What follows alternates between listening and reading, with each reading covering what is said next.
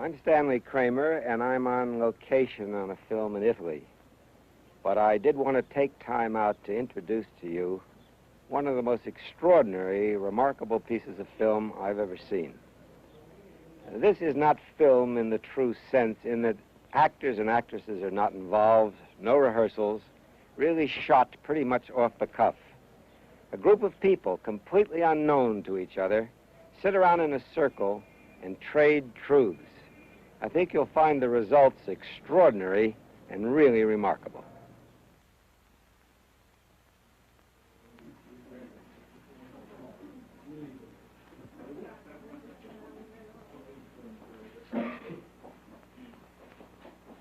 There isn't enough time to show what went on with all of the group members during the 16 hours that they met. So what you'll see here are just a few of the things that happened to 4 of these people, a few highlights. The question they examine is, what is it like to be oneself? What are other people like when they are themselves? All of us are pretty good at carrying the secret of our own loneliness. Now, these people will try to discover the secret of being together. If you find yourself feeling like a peeping Tom while you watch this, as though you're watching something you're not supposed to see, I want to assure you that the people not only agreed to be photographed, but are eager to share these aspects of their lives in hope you might learn more about others and thereby about yourselves. 2 psychologists from Western Behavioral Sciences Institute of La Jolla, California, are with this group. They are Carl Rogers and Richard Farson. Carl Rogers breaks the ice. Well, I'm glad we all had a chance to have dinner together because that gave us a little chance to get acquainted, at least with a few of us. But I feel as though we really are strangers to each other in spite of that. With lots of geographical distance and occupational distance and everything. And I feel like saying just 1 or 2 things to start with, from my point of view. One is that this is our group.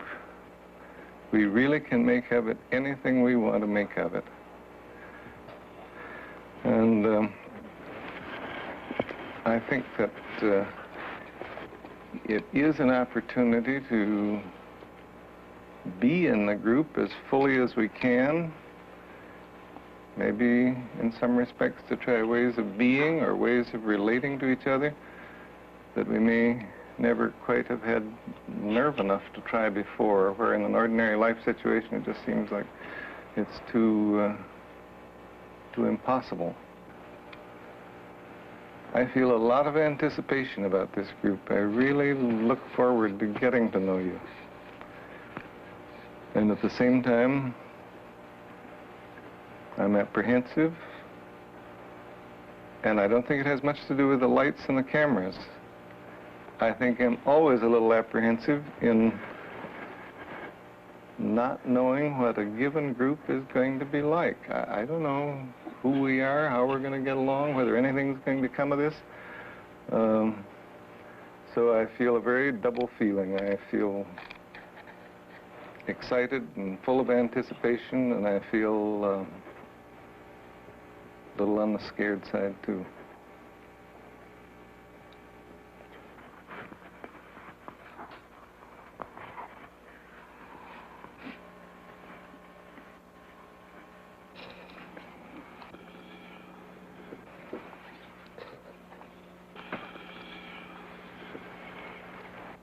I'm sure there's some psychological pattern or something that a person that puts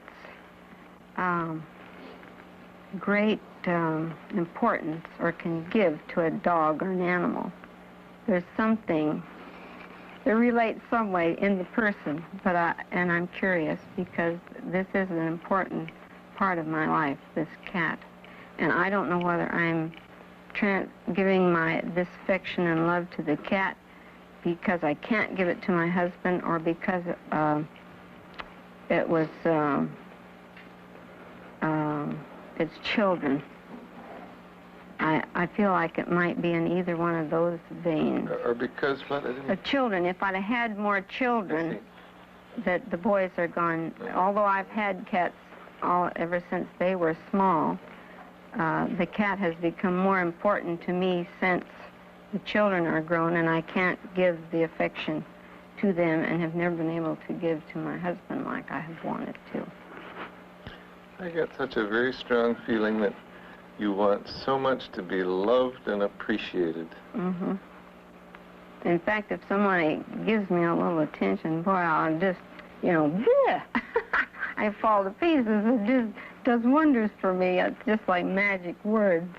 And I beam. I know I do. I react to people that say nice things to me. Whether it's just, you look nice today, you have a nice dress, or your hair looks nice. Even though I see through this, I realize these are little things that we all just say to each other, but still, it turns me on.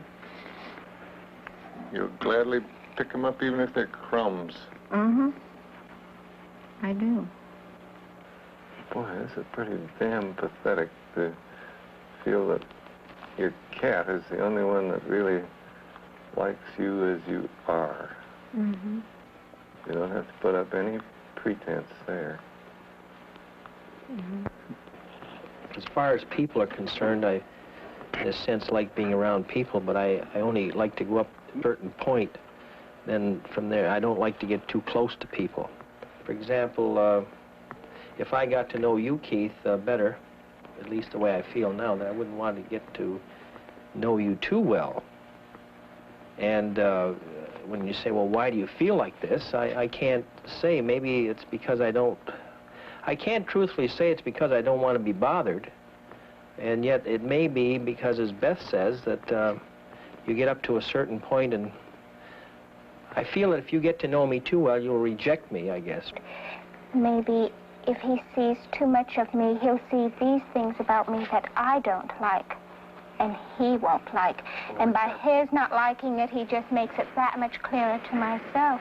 But I don't know where the change comes or how it came, but perhaps I have a little more courage. But I'm not satisfied with these relationships that end just there.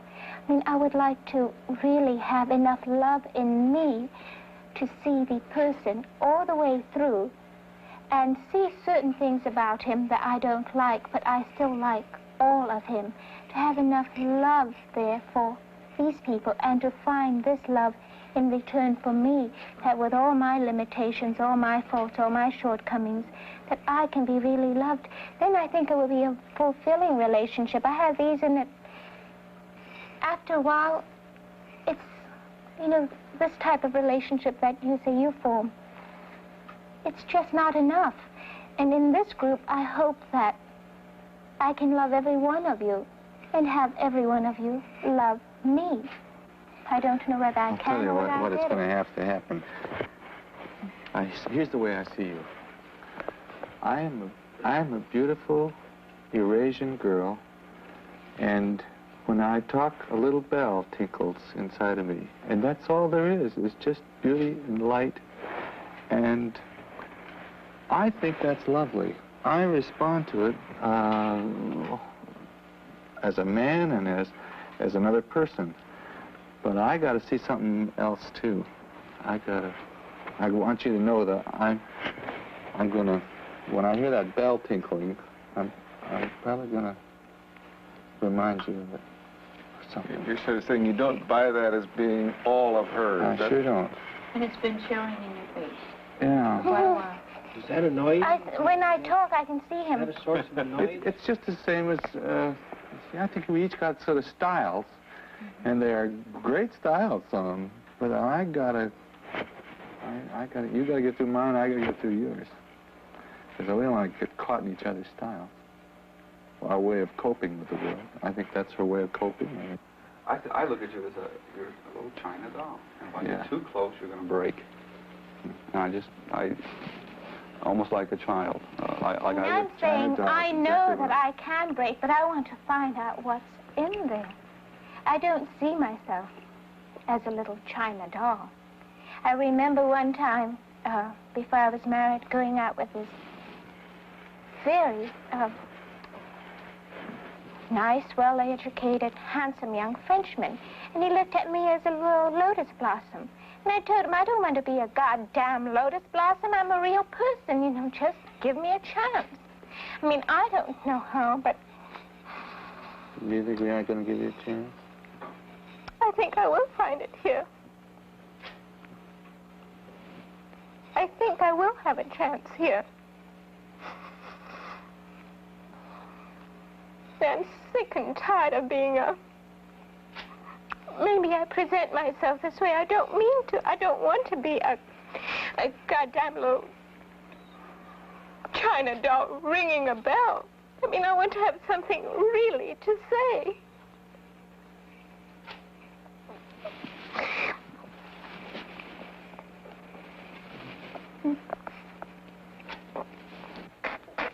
Well, I think I Do you feel scolded? Excuse me. Do you feel scolded? No, I don't. I mean, how I want very much to... First of all, I didn't even realize I had this mask on. I don't mean until now. But not too long ago, I discovered that apparently there was this something I, always held out there that kept people away from me.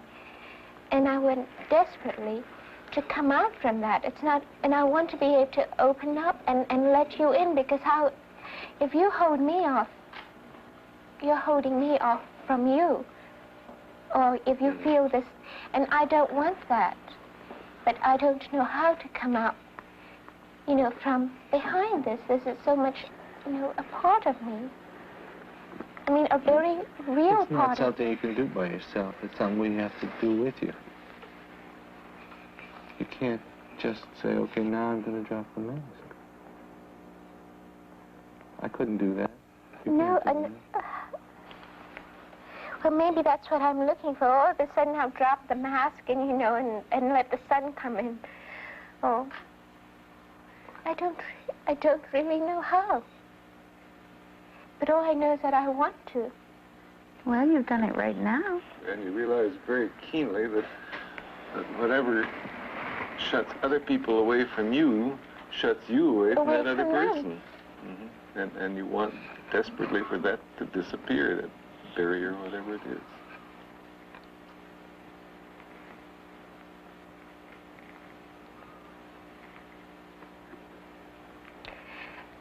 I think my husband has done a little of this for me. Most of the fellows that I've dated have, looked upon me as either a lotus blossom, and I don't know, maybe I remind people that I'm Eurasian, and I don't realize I'm doing this. But to me, I'm just me. And they treat me as if I'm not quite human. Mm-hmm. And Dick's marvelous. He pinches me on the bottom, slaps me, and calls me his broad, and I've never had language like that. And I've never been anybody's broad. And it's wonderful. And I feel very womanly. All along I've just felt like a sterile, empty little... Too much of a doll. ...thing sitting there on the mantelpiece. Mm-hmm. I think you're fine, broad. Thank you. When I first met you, that I reacted very negatively to you inside. I thought that you were very phony.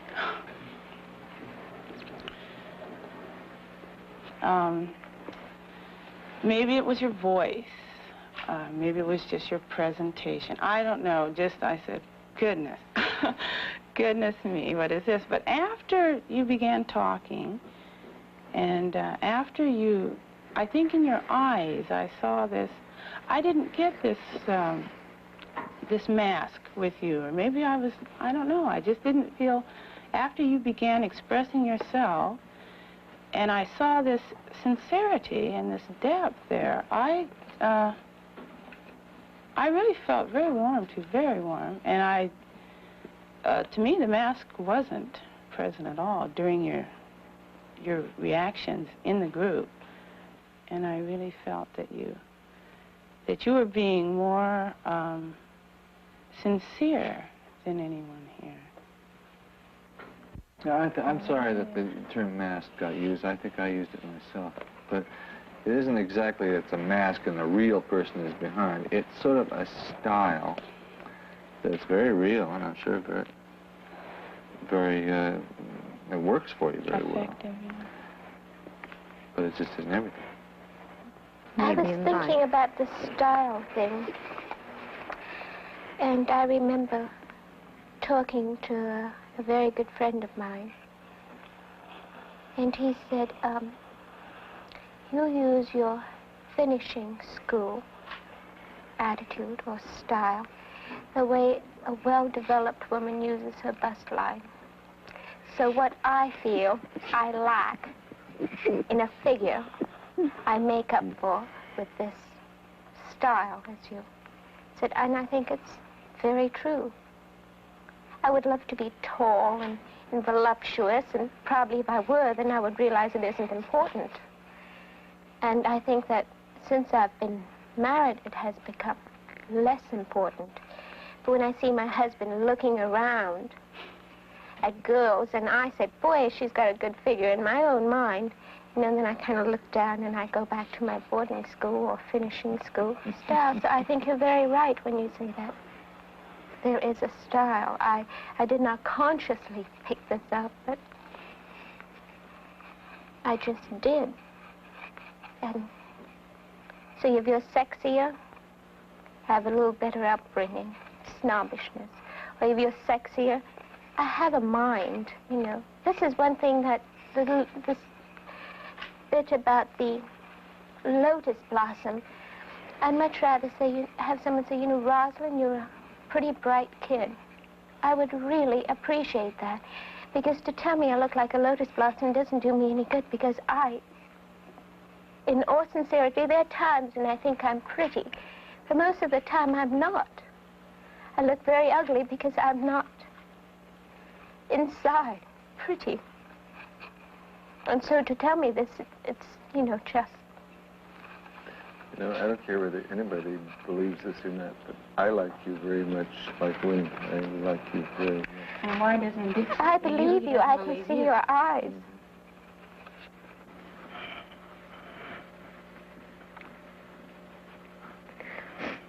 I think, Ross, for the first time I can understand you now.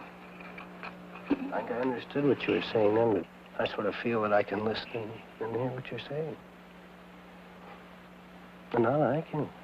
I thought we might go through this without getting to know each other.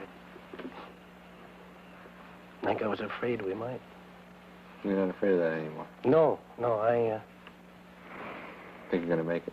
I hope I'm going to make it. I hope so, too.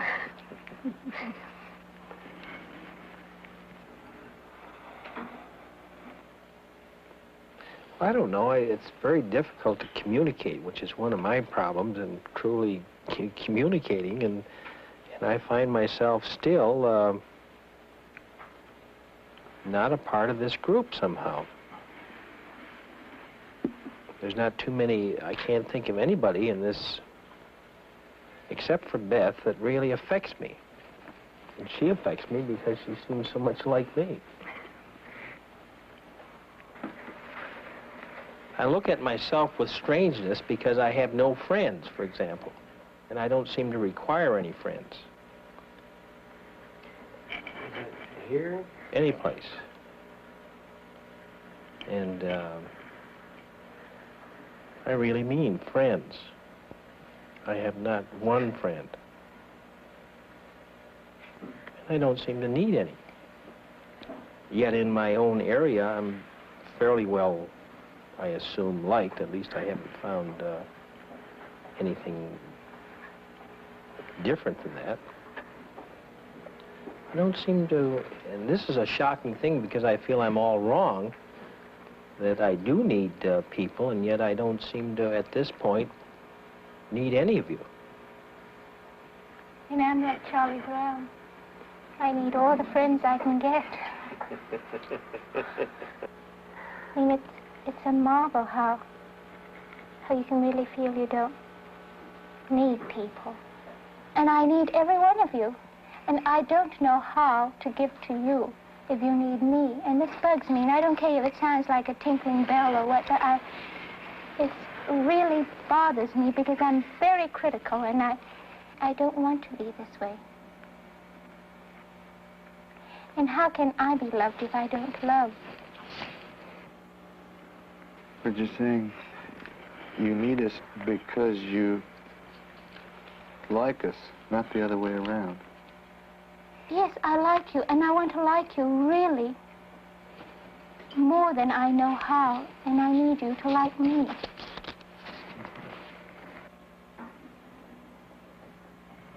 And how can you not need people? Well, as I say, I feel that that's a wrong thing, but I'm trying to be honest at this point, and I don't know if I am honest even in saying it, but it's the way I feel. Not only in this group, but in any area. And it's a mystery because people seem to need other people. Not seem to, but they do. And yet I can't seem to realize this or really feel it, rather, is what I'm saying. And there's a slight feeling that at this session that there's something wrong with this feeling. Is there, you say you have not a single friend. Is there no one you feel close to or whom you feel you would let come close to you?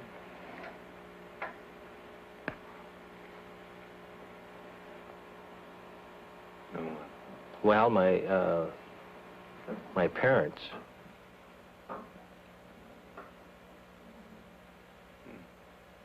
Outside of my wife, of course, but that's a different relationship. If you mean somebody that I would have to confide in and felt that I just had to do it, that would be... That you wanted to do it. Beg pardon? That you wanted. That I wanted to? Rather than had to. I think he's kind of saying, at least the way I understand what you said, if I was desperate, maybe I would go to my parents.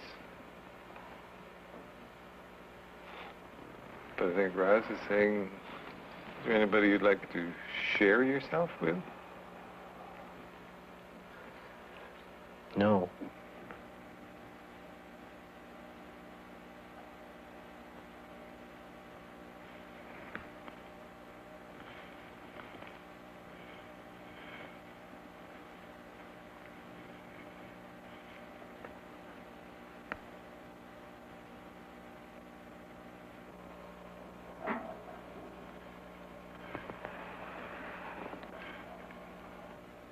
I used to blame him for everything that was wrong in the marriage, but I quit doing that because I realized it wasn't all he, that it was me. Now I blame me. I think it's all my fault now. I changed to the opposite side of the fence because I can't give the love and then I give it back to him. That's why I have to give my affections to the cat. And I've told him so, and he knows it. And he still loves me anyway.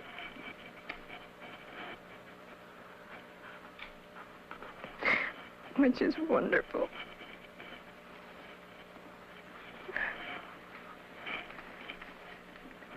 For a long time, I didn't think he did.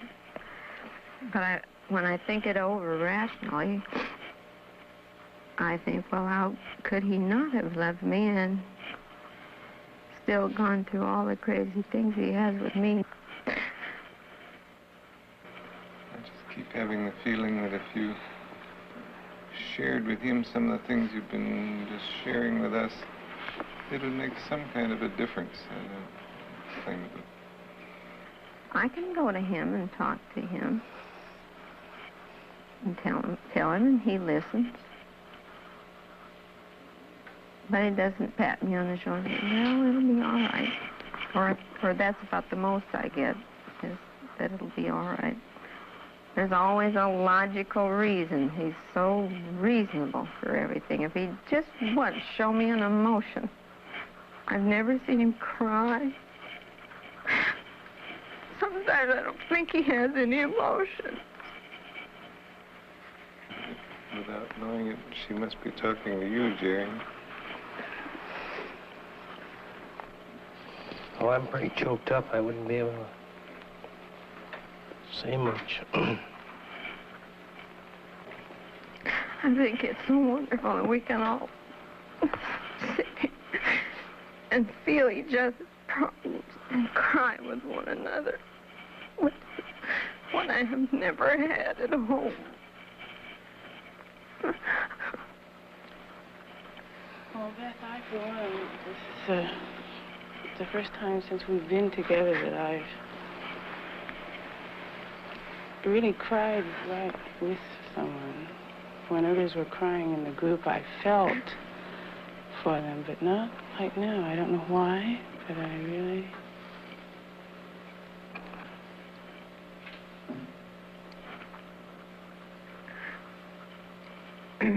I guess that's why I feel like, well, now I don't want to go, because I have the rapport of all you people, you know. It's comfortable. We can talk to each other about the way we feel now. Well, like my sister, she's the only relative I have in the world, and yet we are miles apart. We do not discuss our innermost feelings to each other at all. But right now, you've got Carson weeping inside with you, and you've got Jerry weeping with you.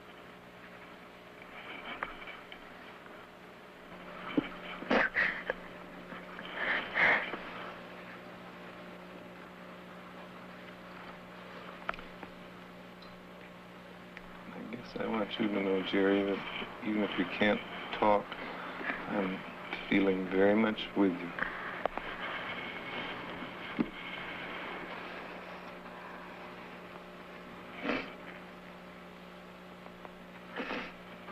That's really good. Jerry.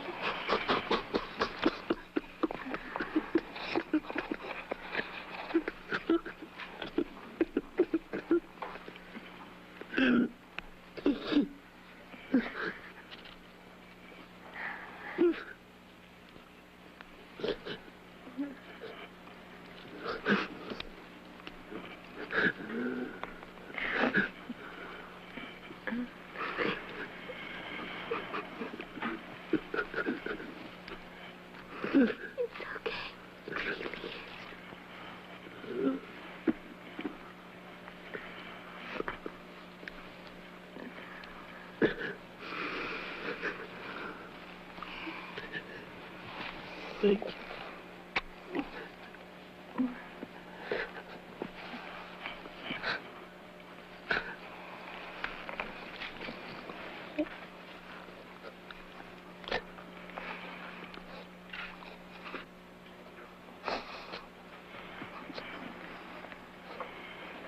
You know, all along I didn't think he really felt deeply about anything, and we accused him of that.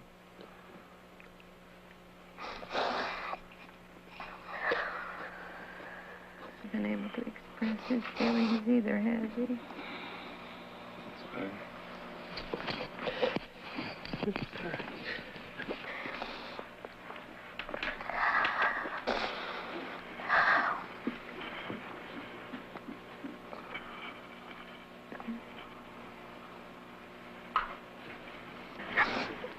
I'm collecting handkerchiefs. Keep them all for souvenirs. They'll bring you good luck. I think so. I've never been as happy as I was this morning because yesterday afternoon I thought I'd dreamed that I was loved here, and then that it wasn't true, and I told you about it. And it is true. And It's so good that it makes you weep. Yes.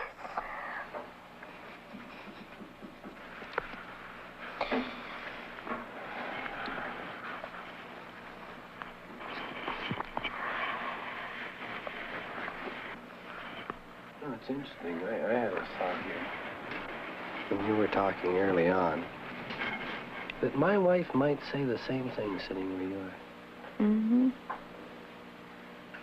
I've been trying to figure out why she'd say it. You know, I've been trying to sit in your husband's shoes and say, now, you know, what do I do that might make my wife sit there and act like that? I don't know, I can't swear, but I think she could say some of the same things. Perhaps I do give her a little pat on the shoulder. And maybe she's just busting something, you know?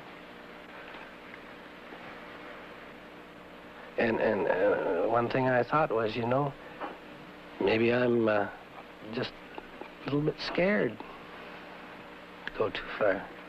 Maybe I need a little bit of encouragement.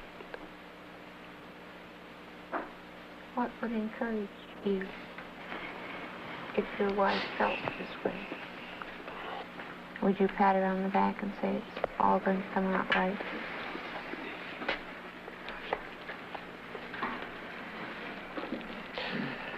I don't know.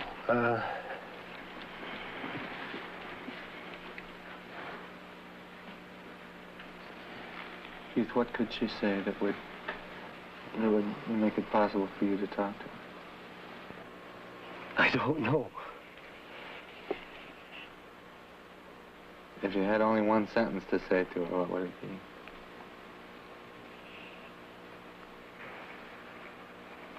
I think it would be, I'm afraid. Can you go on? I'm afraid. Finish the sentence.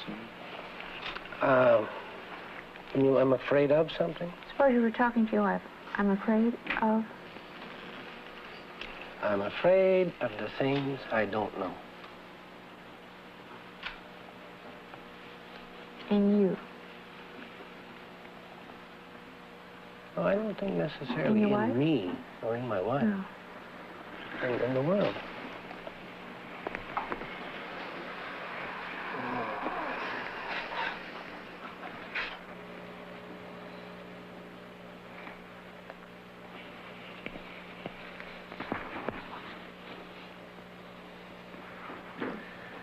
Arlene, who are those tears for? Are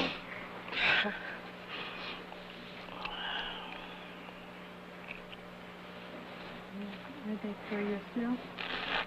Or... Yes, they're for myself. Mm-hmm. Who are you identifying with? No. Can you tell us?